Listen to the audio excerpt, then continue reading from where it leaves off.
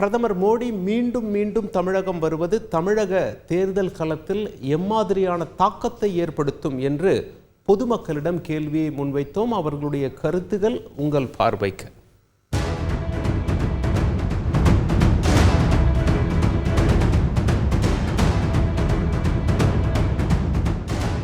தமிழகத்துக்கு மாற்றலாம் ஒன்றும் வராது. அவர் வந்து போறாருன்னா அவர் தேர்தலுக்கு அவர் ஓட்டு சேகரிக்க வராது. அதுக்கப்புறம் அவர் என்ன ஓட்டு போட்டு ஜெயிச்சாருன்னா அவர்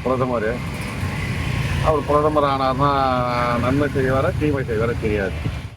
மோடி வந்து தமிழ்நாட்டுக்கு வராது அப்படின்னாக்க அவர் வந்து எலெக்ஷனுக்காக ஓட்டுக்காக தான் வராங்க. ஏன்னா இதுக்கு முன்னாடி வந்து மழை வெள்ளம் வந்தப்ப சென்னையிலையும் சரி தூத்துக்குடியிலையும் சரி அவர் வந்து வர கிடையாது. இப்போ வராதுன்னா அவர் அரசியலுக்காக வராங்க. தமிழக வருகை பலமுறை இருந்தாலும் இப்போ இருக்கிற சூழ்நிலையில் பிஜேபி அதாவது பாரதிய ஜனதா கட்சி தமிழகத்தில் அதிருப்தியோடு இருக்கிறதுனால எந்த தாக்கத்தையும் ஏற்படுத்தாது.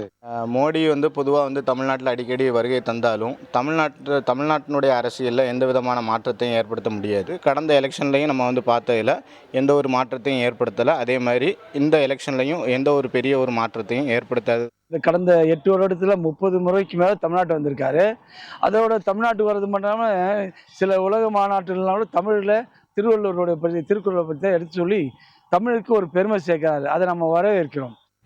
பல வருடங்களாக இங்கே வராமல் இருந்த மோடி இந்த வருடத்தில் கடைசி நேரத்தில் வருகிறார் என்றால் ஒரு ஓட்டு எண்ணிக்கைக்காக ஓட்டு சேர்ப்பதற்காக இந்த தமிழகத்துக்கு வந்து கொண்டிருக்கிறார்.